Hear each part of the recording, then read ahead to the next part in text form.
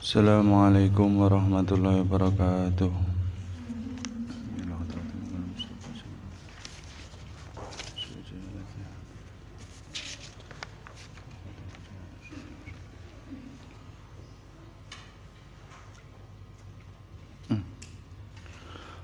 Al-Fatihah.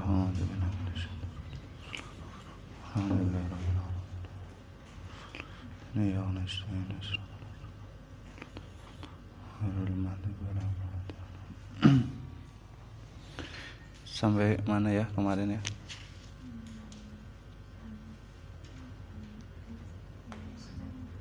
Hah?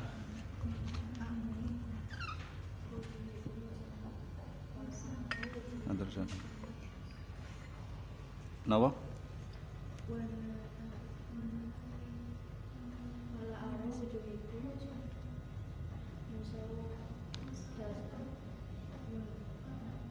Wala aro halaman 12.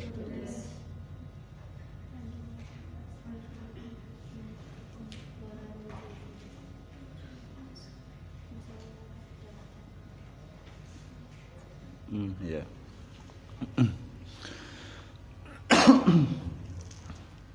Bismillahirrahmanirrahim. Qala al-musannifu rahimahullahu ta'ala wa nafa'ana bihi wa bi ulumihi fid dharain amin. Allahumma ya mu'allima Adam wa Ibrahim alimna yufahimna Dawud wa Sulaiman fahimna yang faqihna ibn Abbas faqihna raditu billahi rabba bil islami dina bi Muhammadin nabiyya rasulullah rabbi zidni ilma warzuqni fahma amin ya rabbal alamin. Bismillahirrahmanirrahim. Fala ara mangkara ningali sapa ingsun fi arjulikum ing dalem pira-pira delamaan sira kabeh ing dalem pira-pira delamaan sira kabeh al ankala ing pira-pira srimpung wa ala aydikum lan ing atase pira-pira tangan sira kabeh al ihlala ing pira-pira blenggu wala arolan ora ningali sapa ingsun wujuhakum ing pira-pira wajah sira kabeh musawwadatan ingkang ireng wala ayunakum lan ora ing pira-pira peningal sira kabeh muzarriqatan ing mecicil yamsuna padha lumaku sapa sira kabeh ala arjulikum ing atase pira-pira delamaan sira kabeh famin ayyi ummatin mengko saking endi-endine umat antum utawi sira kabeh. Terus ada kaum yang tidak terbelenggu, wajahnya tidak hitam dan juga tidak mencicil. Kemudian ditanya, kamu dari umat siapa? Qalu nuli ngucap sapa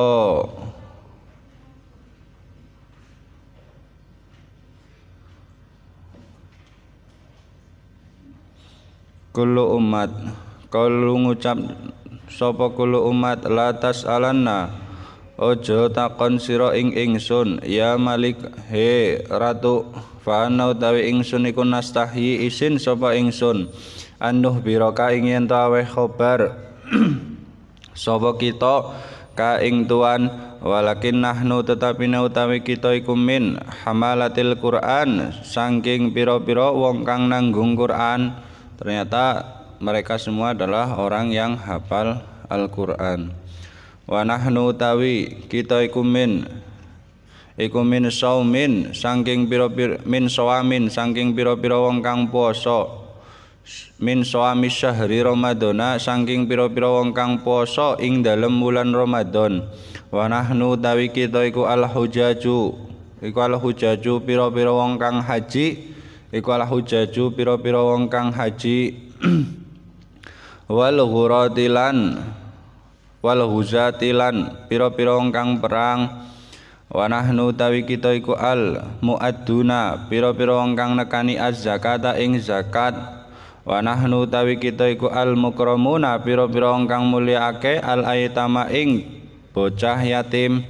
Wa nahnu utawi kita iku muhtasiluna pira-pira wong kang adus minal jinabati saking araih jinabah wa nahnu tawi kita iku al musalluna pira-pira wong kang salat as-shalawatil khamsa ing pira-pira salat 5 wektu fayaqulu nuli ngucap sapa Malik dan ternyata mereka semua adalah orang yang melaksanakan puasa di bulan Ramadan, haji, nekani zakat, terus mulyane bocah yatim, terus muhtasilun minal jinabah. Mulyane termasuk mulyane ya berarti napa nggih? Kalau sekarang kan anak yatim malah jadi replika nggih di dalam acara. Maksudnya nek acara santunan malah diletakkan di misalkan katakanlah di ruangan lah, diletakkan di bawah yang berada di kursi-kursi, malah para pejabat itu malah bukan bentuk memuliakan, walaupun kemudian nanti diamplopi, dilus-lus, mari ngono dikon bali. Sekarang kan fungsi anak yatim yaitu jadi replika saja, jangan sampai kok hanya sekedar mencari nopo ya ketenaran lewat lantaran orang-orang yatim, anak-anak yatim. Dan mereka semua orang yang senang melakukan sholat. Yang jelas ini semua itu adalah merupakan perintah Gusti Allah nang alam dunia. Makanya kita harus punya kesadaran bahwa apa yang diperintahkan Allah itu tidak ada yang sia-sia. Contoh, ini pendekatan saja nalar kita sebagai sama-sama manusia nggih. Misalkan jenengan ke dokter, datang ke dokter, entah itu dokter siapalah. Kemudian jenengan datang ke dokter itu karena punya penyakit, katakan lambung, duwe penyakit lambung mah. Are teko teng dokter, matur teng dokter, "Dok, kula gadah penyakit mah, penyakit lambung. Niku pripun tambane?" Dokternya dawuh matur, nggih ngeten mawon, Mbak. Mas, jenengan kan kena penyakit lambung. Kula kengken nggih jenengan ampun maem sing santen-santenan. Katakanlah aja mangan sing santenan, aja ngombe es dikurangi.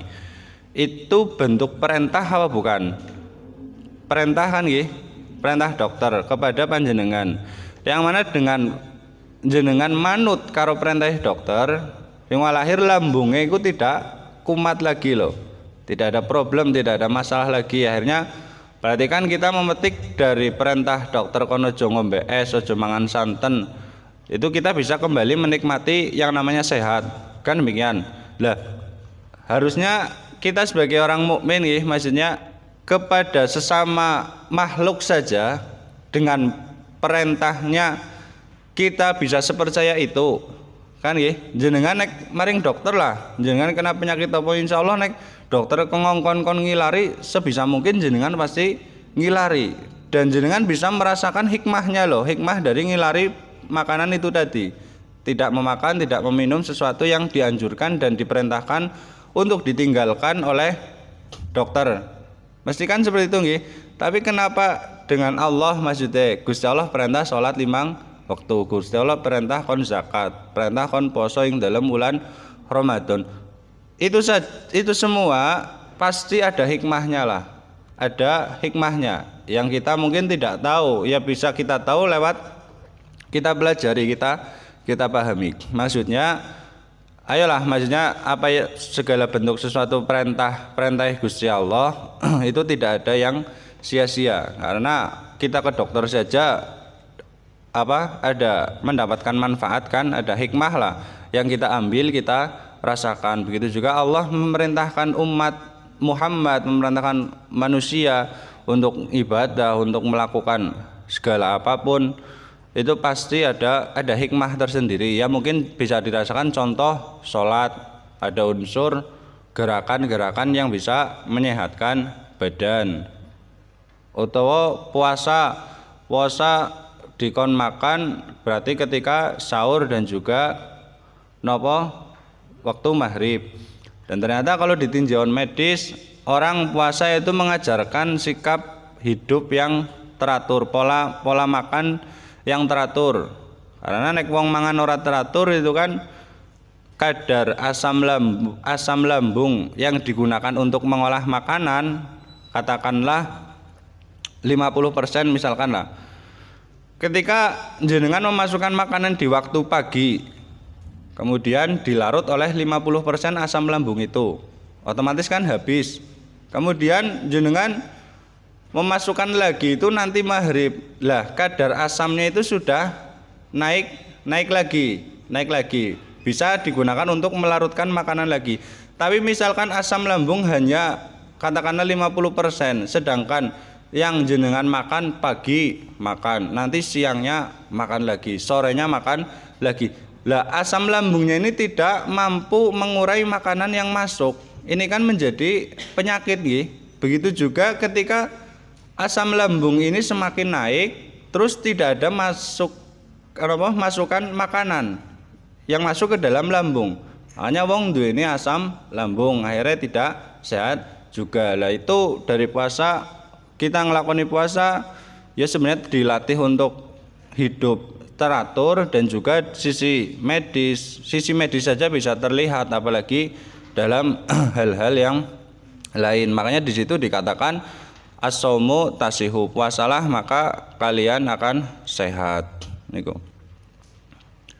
Terus fayaqulu nuli ngucap sapa Malik, ya ma'syarul asqiya, he golongane wong kang cilaka, wa amma mana'akum ana toh ora nyegahkum ing sira kabeh sapa Al-Qur'anu wong kang nggawa Qur'an, minal ma'asi sangking pira-pira maksiat, min ma'asillahi sangking pira-pira maksiat ing Allah, hatta lam taqau singga ora tumiba sapa sira kabeh fima ing dalem perkara waqatum kang tumiba sapa sira kabeh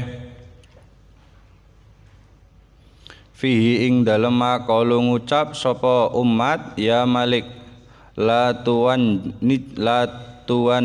jina la tuwabihna aja meleh-melehake sira fa ana utawi ingsun al ana ing dalem saiki nahnu ya kita iku najauna selamat sapa kita min taubihillahi saking oleh meleh-melehakene Allah taala wa malaikatihi lan pira-pira malaikate Allah. Fa bainama ing dalem suwiji wektu hum utawi umat iku kadzalika hale kaya mengkono-mengkono qalu ya Malik la tuwabihna idna daing dalam nalikane undang-undang sapa munadin zat kang undang-undang min kibalil arsy saking arahe arsy, ya Malikku Malik adkhilhum manjingno sira hum ing umat al baba ing lawang al a'la kang luhur minan nari saking neraka. Fayaqulu nuli ngucap sapa Malik maksudnya malaikat Malik nggih berarti, ya maksarul asqiya, he golongane wong kang cilaka, asami tum ana toh orang rungu sira kabeh al kalama ing kalam, wa fahimtum lan paham sapa sira kabeh al maqala ing pengucap. Fayaquluna nuli ngucap sapa umat, na'am nggih, lakin ya Malik tetapine ya Malik amhilna ngakhirno kita saatan ing dalem mangsa ya tanuhu mengko sambat-sambat ala anfusina ing atase awak dhewene kita. Fayaqulu nuli ngucap sapa Malik fayaqulu nuli ngucap sapa Malik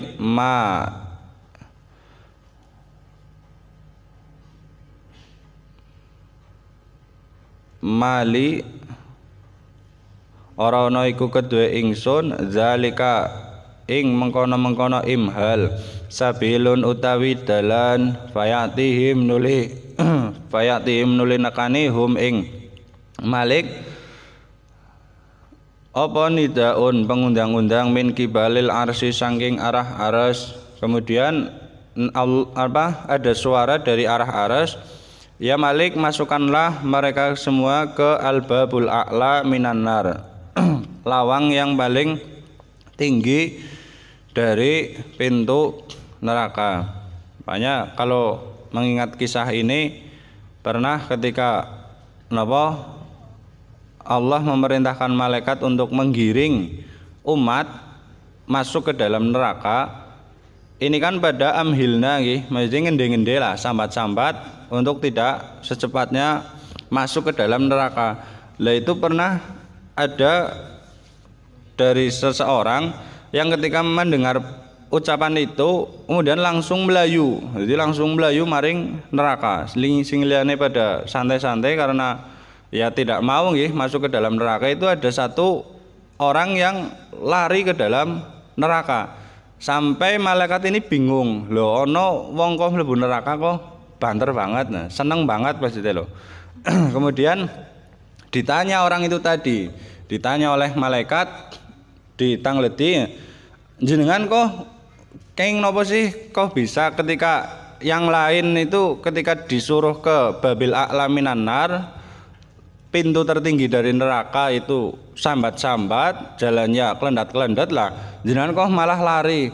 Jabe tiyang niku wau, kula iku wis kapok. Kapok napa? Kapok nalikane Gusti Allah perintah nang alam dunia iku kula ngende-ngende, sering menunda-nunda. Lah saiki aku nang akhirat, aku ora pengin ngende-ngende karo perintah Gusti Allah karena Allah yang memerintahkan kan untuk masuk ke dalam pintu neraka. Sing akhir Allah ini tersenyum. Ing akhirnya ora sida dilebokne teng neraka. Ana umat mlebu maring neraka kok mlayu, jawabane ora pengin menunda-nunda perintah Allah karena wis kapok nang dunia aku sering diperintah tapi sering ditunda-tunda. Fayaqulu ya Malik amhilhum ngahirna hum ing umat yubquna hale nangis sapa umat ala anfusihim ing atase awak dhewe umat fayatamayazuna nuli misah-misah sapa umat asnafan kelawan pira-pira pantan hamalatul Qur'an utawi wong kang nanggung Al-Qur'an iku ala hiddatin iku ala hiddatin ing atase ijen wal hujjaju tai pira-pira kang haji ku ala hiddatin ing atase ijen wal ghazatu tai wong kang perang iku ala hiddatin ing atase ijen wan nisa utawi wong wadon iku ala hiddatin ing atase ijen wajib berkelompok-kelompok. Summa ya nukhuna nuli sambat-sambat sapa umat ala anfusihim ing atase awak dhewe umat. Yaquluna hale ngucap sapa umat kaifa hale kaya apa nasbiru sabar sapa kita alan nari ngatasé neraka walam nakun lan ora ana sapa kita iku nasbiru sabar ala harri samsi ngatasé panase srengenge. Bagaimana kita semua itu akan sabar dengan panasnya api neraka sedangkan matahari pun kita tidak sabar dengan matahari, panasnya matahari. Fakaifa hale kaya apa nasbiru sabar sapa kita alal libasi ngatasé ala libasi taqarani ing atase nganggo bujur rantai timah ing atase nganggo bujur rantai timah wa ana utawi ingsun iku iktadna ngadatake sapa kita li nasyabi ing lemes-lemese pira-pira dodot wa kaifa hale kaya apa nasbiru sabar sapa kita ala aqliz zakum ing atase mangan wit zakum masyurbil hamimilan ngombe banyu panas wa kunnalan ana sapa kita iku i'tadna ngadatake sapa kita utawa biasake sapa kita thayyibatami ing bagus-baguse panganan. Maksudnya aku biasa mangan panganan yang bagus enak tapi iki mangan buah zakum wa baridan lan wa baridasyarabilan ing ademe inuman fa baina maing dalam suci mangsa hum utawi umat iku ya nukhuna sambat-sambat sapa umat iza ata ing dalam nalikane teka hum ing umat apa annidau pangundang-undang min kibalil arsy saking arah aras ya Malik he Malik adkhilhum manjingake sira hum ing umat albaba ing lawang al-a'la kang luhur minan nari saking neraka fayaqulun ling ucap sapa Malik ya ma'syarul asqiya he golongane pira-pira wong kang cilaka asami tum ana toh orang ngrungu sira kabeh al kalama ing kalam wa fahimtum lan paham sapa sira kabeh al maqala ing pengucap fayaquluna nuling ngucap sapa umat naam nggih ya Malik Malik fayaqulun nuling ngucap sapa Malik min ayi umatin iku saking endi-endine umat antum utawi sira kabeh fayaquluna nuling ngucap sapa umat ana utawi ingsun iku nastahyi isin sapa kita antakul annakula ing yen ngucap sapa kita fayasukuhum nuli giring hum ing umat sapa Maliku malaikat Malik fayaj'alu nulin dadekake al masyayikha ing pira-pira wong tuwa amamahum ing dalam ngarepe umat amamahum ing dalam ngarepe umat wasyuban lan pira-pira wong anak wong anom min waraihim saking mburine masyayikh wan nisa alan ing pira-pira wong wadon min khalfihim saking mburine suban hatta atau sehingga nekani sapa umat asafira jahannam ing pinggire neraka jahannam fayahruju nulim metu ilaihi marang umat sapa malaikatun malaikat hiladun kang kasar syidadun tur kang rosa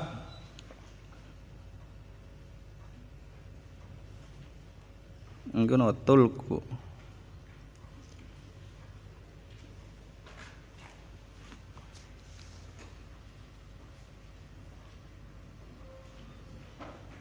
niku huruf napa awal niku khoya khuliku den dadekake sapa malaikat bila kulubin kelawan tanpa ati fala yarhamuna mongko ora melasi sapa malaikat hum ing umat fayarhamuna mongko ora melasi sapa malaikat biya kelawan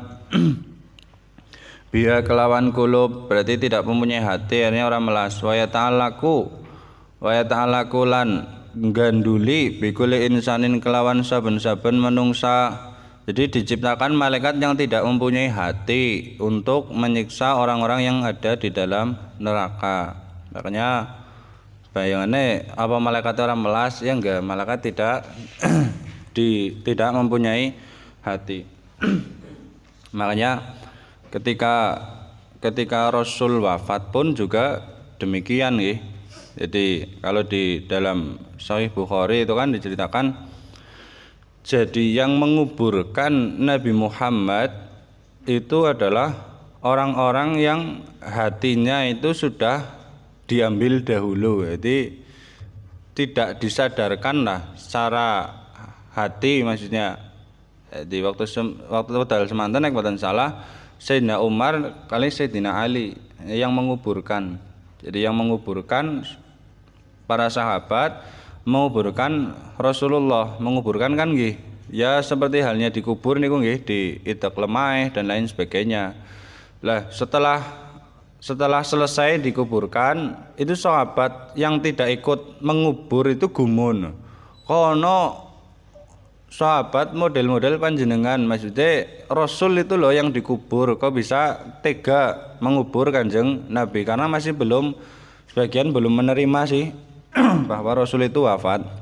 Yang lahir dijawab oleh Sayyidina Ali, nek aku ngerti, nek aku sadar bahwa yang dikubur itu Rasulullah, ya mesti aku ora bakal tega dengan menguburkan Kanjeng Nabi. Tapi pada saat itu hatiku itu diambil oleh Allah untuk tidak mempunyai perasaan lah, wis mati rasa, tidak punya perasaan melas ini itu dan sebagainya.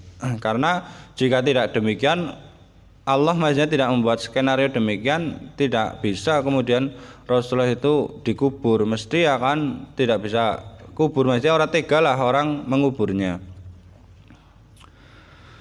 Bikuli insanin kelawan wa ta'ala kulan ganduli bikuli insanin kelawan saben-saben menungso minhum kang tetep saking umat apa alfun sewu min zabaniyah saking malaikat zabaniyah fayudkhiluna nuling lebake sapa alfun bihim kelawan bihim kelawan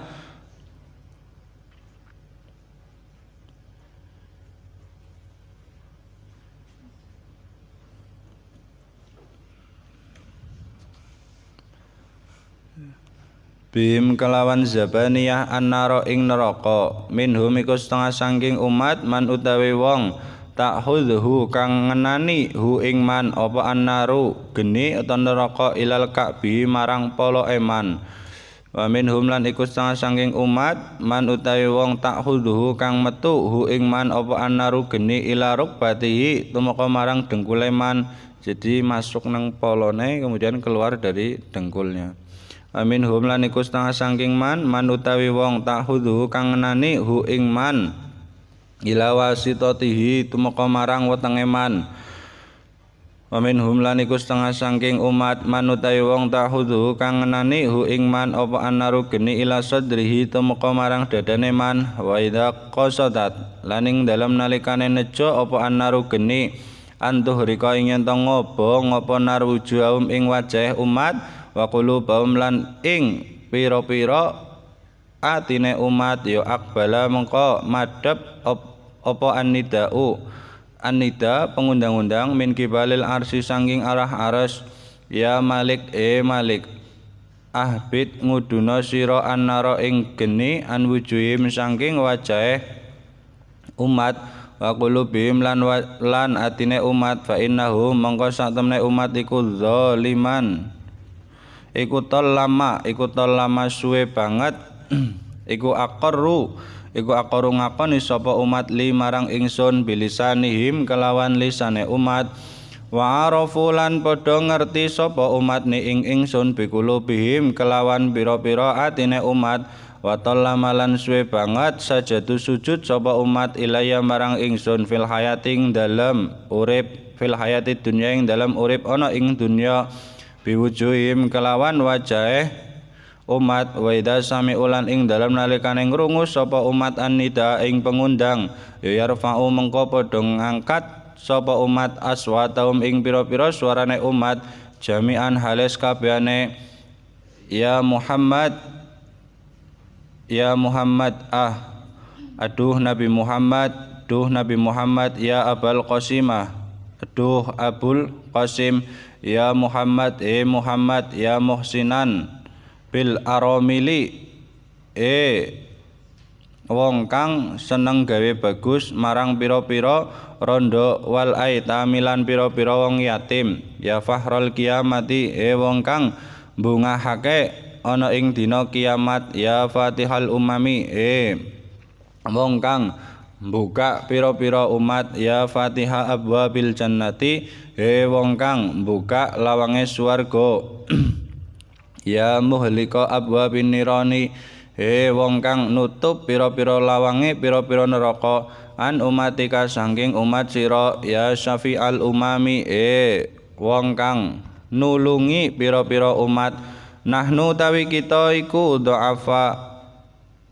du'afa'u ummatika pira-pira wong apese umat sira la sabara ora ana sabar iku maujud lana kedue kita fi harin naring dalem panase neraka ahisna mugi nulungi Tuhan bisa faatika kelawan syafaat sira ilal jinani tumeka marang pira-pira swarga wa yad'u lan nyelehake sapa hadhum salah sijine umat yadaihi ing tangan lorone ahaduhum ala udhunaihi ngatasé kuping lorone udhunaihim kal muadzini kaya wong kang adzan wa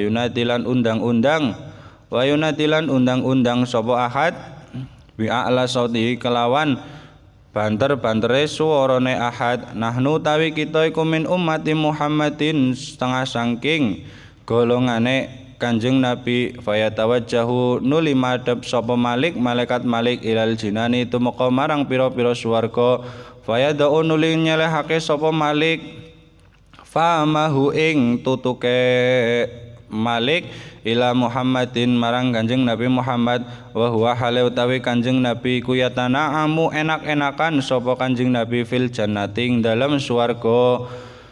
Wa yaqulu lan ngucap sapa Malik ya Muhammad innaka temen stune tuan iku tanaamu enak-enakan sapa tuan fil jannati ing dalem swarga wa ummatuka hale utawi umat tuan ad-du'afa'u pira-pira kang apes iku yastaghisunaka amrih pitulung sapa umat ka ing tuan fa'ahizhum nulungono tuan hum ing umat fa innahum mangkastuhune umat iku du'afaun pira-pira wong kang apes la sabaro kang ora ana sabar iku maujud lahum kedue umat alan nari ngatasé neraka wa idan tahalan ing dalem nalikane tumeka ta tutuk apa al khabar ila Muhammadin marang Kanjeng Nabi Muhammad alaihi salam wasabalan melompat sapa Kanjeng Nabi min saririhi saking ambene Kanjeng Nabi waraqiba ala buraqi waraqibalan numpak sapa Kanjeng Nabi alal buraqi ngatasé buraq faqala nulid dawuh sapa Kanjeng Nabi ya buraq ajil ngegeo sira ajil ngegeo sira fa inna ummati karana sak temene umat ingsun ad-du'afa'u pira-pira kang apes ikula yasbiruna ora padha sabar sapa umat ala harin nari ngatasé panase neraka farafa nuli ngangkat sapa Kanjeng Nabi kudamahu ing dalamaane Kanjeng Nabi wa wada'ahu lan nyelahake sapa Kanjeng Nabi hu ing kodam inda safiri jahannam ing dalem sandinge utawa ing dalem pinggire neraka jahanam. Faida asma'a mongko ing dalem nalikane ngrungu sapa Kanjeng Nabi alaihi salatu wassalam aswatahum ing pira-pira suarane umat ya bakal mengko nangis sapa Kanjeng Nabi alaihi salatu wassalam wa bakal nangis sapa umat fayaqulu nuli ngucap sapa Kanjeng Nabi ya Malik he Malik akhrij ngetokno sira ummati ing umat ingsun minan nari sangking neraka fayaqulu nuli dawuh sapa Malik ya Muhammad duh Muhammad mali ora ana iku kedue ingsun ila ikhrajihim tumeka marang ngetokake umat min sabilin sangking utawi dalan malam ukmar ing dalam selagine ora den perintah sapa ingsun fayatawajjahu nuli madhep sapa nuli madhep utawa budalan sapa Muhammadun Kanjeng Nabi Muhammad alaihi salatu wassalam aku tidak mempunyai hak untuk mengeluarkan umatmu karena Nabi madhep ila saqil arsi marang sokone ares fayang zilu nuli temurun anil buraqi saking buraq wayu harrisan lan jungkel sapa Kanjeng Nabi jidan kelawan temen wa yaqulu lan ngucap sapa Kanjeng Nabi alaihi salatu wassalam ya Rabbi duh pangeran ingsun hakadha utawi mengkene yuharrisan mesti sujud jungkel watani janji sapa tuan ni ing ingsun an la tuhrika ing yen ora ngobong umat ingsun finnari ing dalam neraka engkau telah berjanji untuk tidak membakar umatku di dalam neraka qala dawuh sapa Allah ya Muhammad qad kanu teman-teman ono sapa umat iku ansauka ngelalekake sapa umat ing sira wa taraku lan padha tinggal sapa umat syariataka ing syariat sira fit dunya ing dalam dunya. Jadi ya Muhammad mereka adalah umat yang lalai kepada engkau dan meninggalkan syariatmu di dalam dunia. Jadi wong ngimani Kanjeng Nabi niku napa? Saya kemarin katakan kan dengan yang namanya kesadaran nggih. Jadi ngeten. yang terjadi atau yang dialami oleh orang-orang jahiliyah dahulu itu kan mereka mengimani Kanjeng Nabi ketika ada sesuatu yang di luar nalar, yakni mukjizat. Mukjizat. Jenengan bayangan mukjizat niku napa mukjizat? Yang jenengan ketahui tentang mukjizat itu apa? Mukjizat. Sesuatu yang di luar nalar. Kemudian jenengan percaya dengan yang menyampaikan sesuatu tersebut, kayak gitu kan ya. Kalau kita masih punya pola pikir seperti itu, maksudnya ya perlu sedikit kita rubah lagi. Maksudnya napa? Di Rin niku pernah Nabi itu ditantang oleh orang kafir Quraisy. Ya Muhammad, nek panjenengan niku Rasulullah utusane Gusti Allah. Wis coba, aku kan orang iman kalih jenengan niki. Kula mboten iman kalih panjenengan. Lah, coba tulung ben kula iman niki bumi Mekah yang tandus gersang ini tolong jenengan jadikan menjadi jannah surga, maksudnya tumbuhlah ben ada tumbuhan Makkah yang gersang ini dijadikan bumi yang penuh dengan tumbuhan. Atau kalau nggak bisa ya gini saja wis, jenengan datangkan azab saja, datangkan azab Gusti Allah, murkane Gusti Allah. Atau kalau nggak bisa nek pancen jenengan utusannya Allah, wis Allah datangkan ke sini, Allah datangkan ke sini untuk ngerangkul jenengan ben ngangkat tangannya jenengan terus jenengan diakui dening Allah bahwa jenengan itu memang benar-benar utusannya Allah. Maksudnya Gusti Allah teka iku wong kafir ben ngerti terus ngangkatnya asline Kanjeng Nabi loh bahwa ki loh utusannya Gusti Allah. Jadi yang dikehendaki dari orang kafir Quraisy yang dimaksud mukjizat itu adalah perkara yang di luar nalar, di luar kebiasaan. Makanya kalau di Jawahirul Kalamiyah itu kan dikatakan yang dinamakan mukjizat niku amrun khawarikun lil addah, perkara yang keluar dari addah niku kebiasaan. Jadi misalkan kopi dadine ana kopi teng meja niki kan pasti ada proses nggih, kudu nandur kopi terus diolah menjadi kopi kemudian diracik ditambah gula, jogi gelas, jogi wedang, jogi kemudian jadi kopi seperti ini. Tapi kalau dikatakan amrun khawarikun lil addah, ya langsung wujud kopi. Atau contoh mukjizat kayak Nabi Musa bisa membelah lautan nggih. Jadi yang dipahami dari orang-orang kafir Quraisy yang namanya mukjizat itu sesuatu yang di luar daripada nalar manusia. Jadi orang bisa dipikir akal lah. Jadi nek kula panjenengan kok menyikapi mukjizat itu sesuatu yang seperti itu, maksudnya di luar akal yang tidak mungkin, berarti masih mewarisi pikiran-pikiran orang kafir Quraisy. Makanya Nabi ini menjadi nabi yang terakhir itu dengan satu mukjizat yang luar biasa. Mukjizat yang luar biasa Nabi Muhammad niku napa?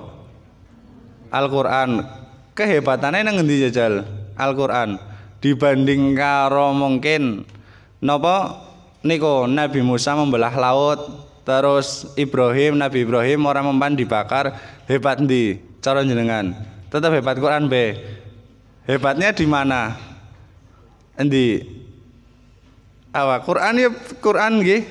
Ngapunten bukan berarti maksudnya meremehkan enggak, kita pelajari maksudnya tentang ketauhidan, tapi bagaimana tauhid kita itu tauhid ahli nadzar.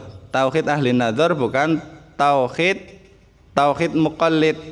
Kalau tauhid muqallid kan nggih tauhid yang mukhtalaf indal ulama, maksudnya masih diperselisihkan oleh ulama. Tapi nek tauhid ahli nadzar jenengan bisa melihat, merasakan, memahami karena kita mempelajari itu tauhid yang mujma, disepakati oleh ulama. Masa santri tahlid napa? Tauhid muqallid. Ya santri kudune tauhid sing mujma' alaih yang disepakati oleh ulama. Kehebatan Al-Qur'an di mana sih? Coba dibanding dengan mukjizat nabi yang lain. Makanya ketika orang kafir Quraisy menuntut Nabi untuk menjadikan Mekah itu tanah yang subur, kemudian meminta adab, terus kemudian mendatangkan Allah, Jabe Muhammad itu kan hanya dengan Al-Qur'an. Artinya Allah itu memberikan mukjizat kepada Nabi Muhammad itu kebanyakan lewat Al-Qur'an, sehingga Al-Qur'an itu dikatakan mukjizat yang paling besar, paling mulia. Contoh sajalah Gusti Allah di dalam Quran menyebutkan tidak malu memberikan contoh membikin nyamuk. Ayatnya napa nggih?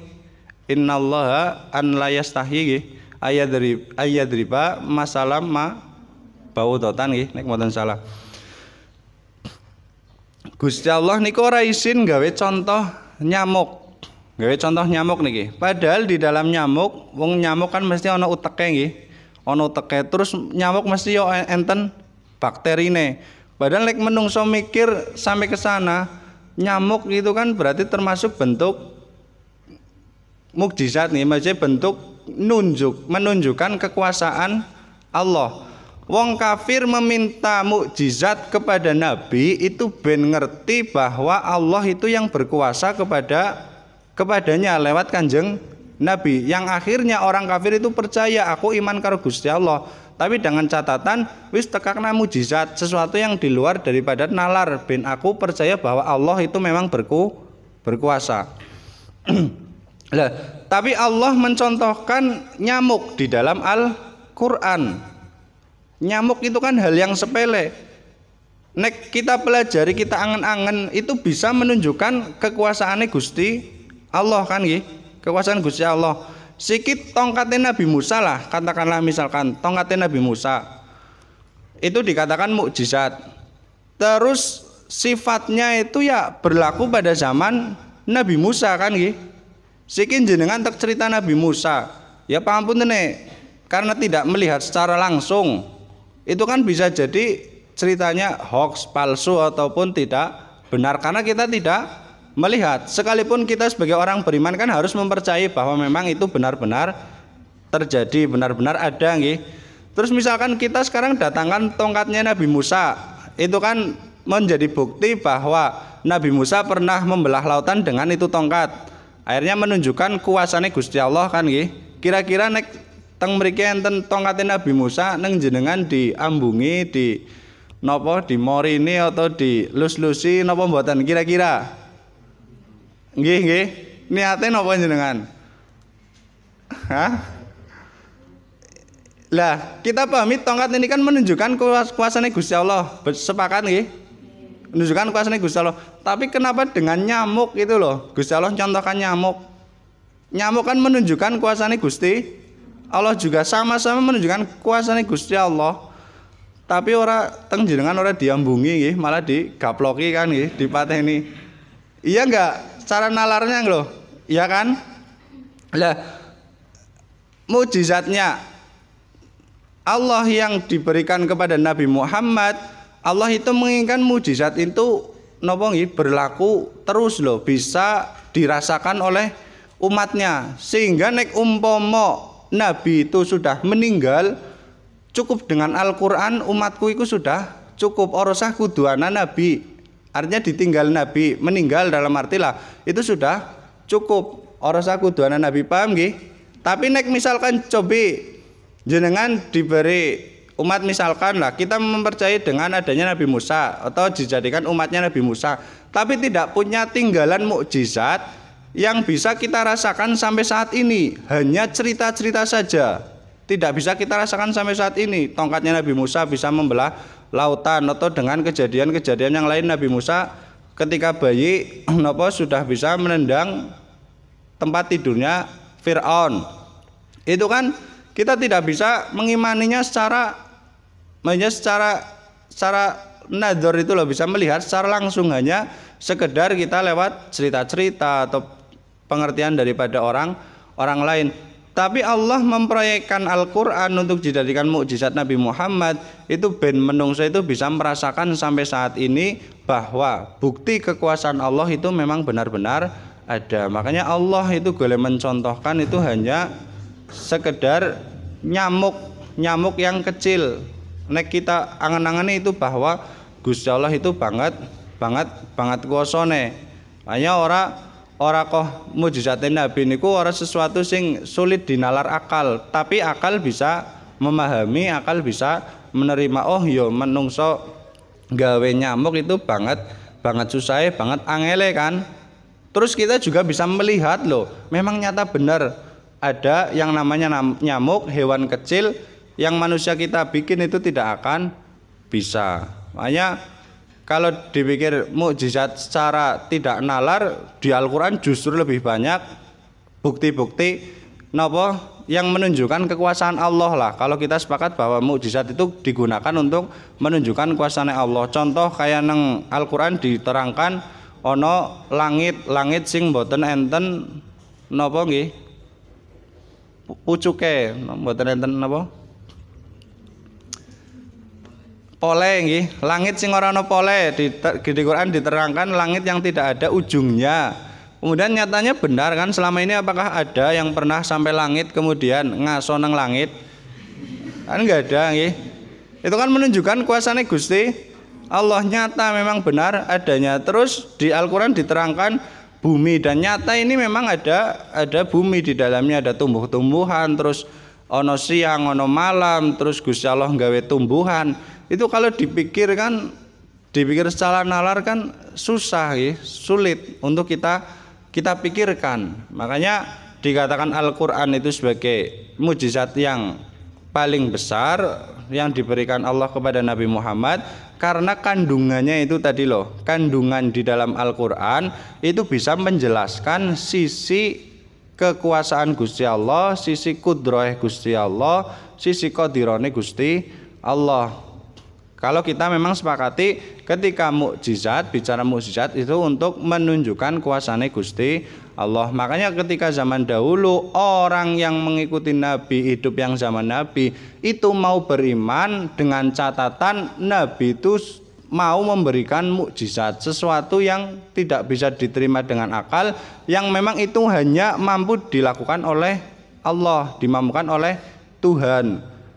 Tapi ketika nabi-nabi sebelum Nabi Muhammad ketika hanya diberikan mukjizat yang berupa atraksi tok lah, atraksi tok, kemudian nabinya meninggal, ini akan menjadi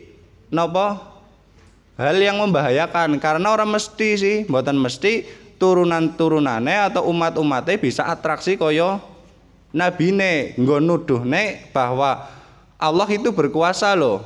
Makanya Allah memberikan mukjizat kepada Nabi Muhammad ben umpama Nabi pun ninggal, pun sedois, umate nganggo panduan Al-Qur'an mawon niku pun cekap kanggo memahami kekuasaane Gusti Allah, ora usah kudu langsung nabine. Makanya umat yang masih lestari sampai sekarang kita semua, yakni umatnya Nabi Muhammad, dengan buku panduan Al-Qur'an nggo ngerteni kuasane Gusti Allah. Contohnya contoh yang sepele-sepele di dalam Al-Qur'an itu kan napa nuduhake kekuasaane Gusti Allah, walaupun mukjizat-mukjizat yang lain pun kalau kita nalar ya sebenarnya bisa diterima oleh akal. Kayak misalkan tongkatnya Nabi Musa, tongkat itu bisa berubah menjadi ular nggih. Lah, asal muasal daripada manusia itu kan tanah nggih. Tanah, kemudian ngapunten. Kalau prosesnya sekarang lah, berarti kan nutfah itu kan sesuatu yang dihasilkan dari tumbuhan. Wong mangan tumbuhan kan nggih. Tumbuhan itu berasal dari tanah kan nggih. Sebenarnya prosesnya itu sama lah, ketika ular, katakanlah ular berubah jadi tongkat, bisa berubah menjadi ular. Berarti kan prosesnya ono ulo mangan sayur-sayuran lah, katakanlah makan sayur-sayuran kemudian mengeluarkan nutfah ular. kemudian beranak menjadi ular, kan prosesnya seperti itu. Padahal dari tumbuhan tersebut nek ula kira-kira mboten maem sayur niku kayaknya ya tidak bisa menghasilkan napa nutfah itu tadi loh, nutfah untuk kemudian menjadi ular. Lah dari hal-hal itu sebenarnya kalau mukjizat yang di luar akal kalau kita pahami sebenarnya masih bisa dinalar lah. Jadi contohnya ada proses manusia kan tanah, kemudian nutfah, tanah, tumbuhan, nutfah, kemudian dicampurkan dengan sesama jenisnya itu kemudian menjadi manusia. Jadi kok ono kang tumbuhan ini, tumbuhan kan kayu nggih, berasal dari kayu-kayu atau makanan yang intinya ada batangnya lah. Lah, sebenarnya proses yang tidak di luar proses yang di luar akal kan ketika tumbuhan ini langsung menjadi ular. Paham nggih? Tumbuhan langsung menjadi ular. Jadi tidak melewati proses menjadi nutfah, tidak mengalami proses berkumpulnya antara nutfah satu dengan nutfah yang lainnya, kemudian tidak mengalami proses pembentukan menjadi embrio, tapi langsung melompat jadi ular nggih. Jadi ya nalar-nalar saja sebenarnya ketika Nabi Musa itu punya tongkat itu bisa berubah menjadi ular, hanya saja prosesnya itu langsung. Cara siji loro telu papat lima. Proses kan harus 1 2 3 4 5. Tapi ini satu langsung ke 5. Paham nggih? Begitu juga nabi-nabi yang lain, ono nabi sing ngetokna onta itu. Onta saking batu. Mungkin jenengan ya juga bisa pernah nemu watu jerone isine semut. Iki semutnya mlebune teng saking pundi kan?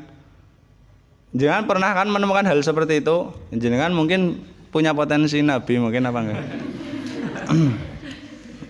Hanya hal-hal tersebut sebenarnya intinya mukjizat itu yes tidak terlalu nikulah jadi masalah.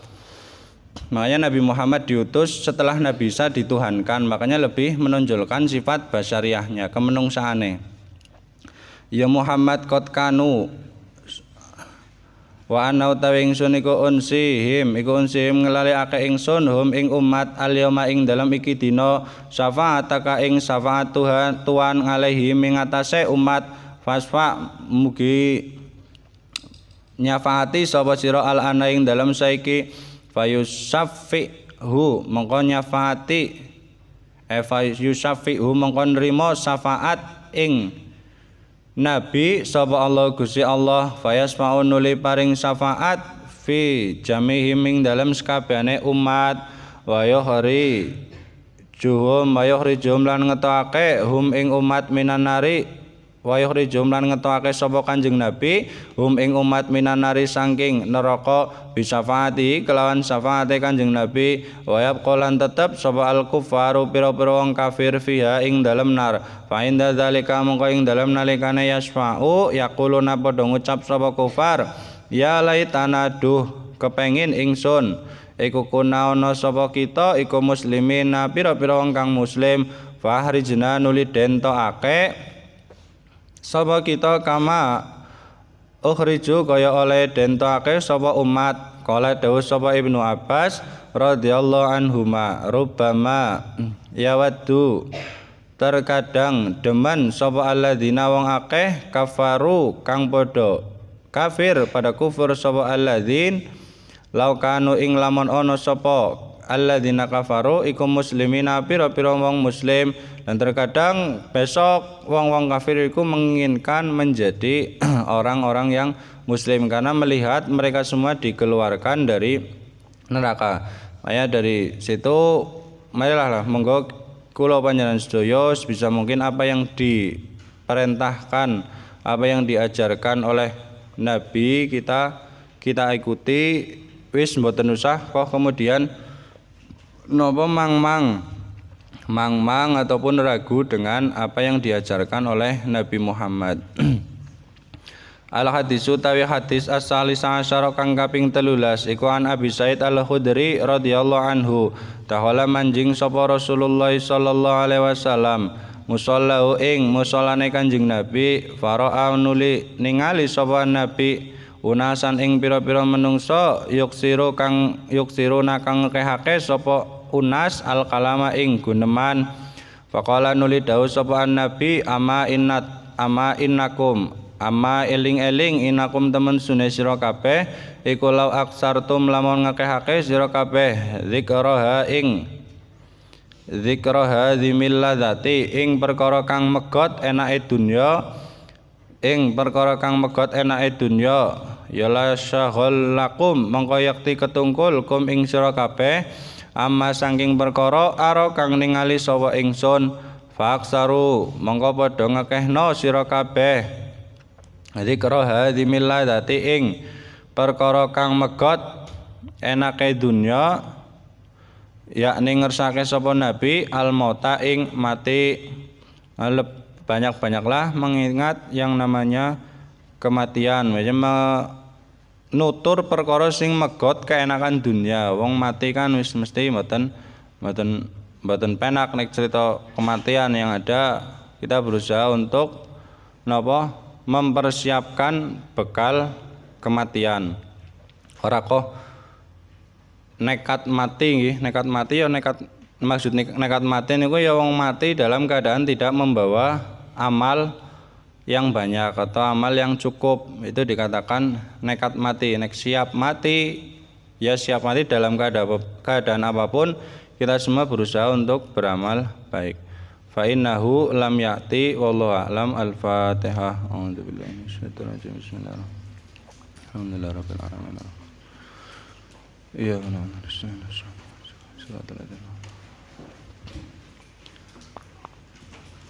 Kurang lebihnya dari saya maaf. Saya akhiri. Assalamualaikum warahmatullahi wabarakatuh.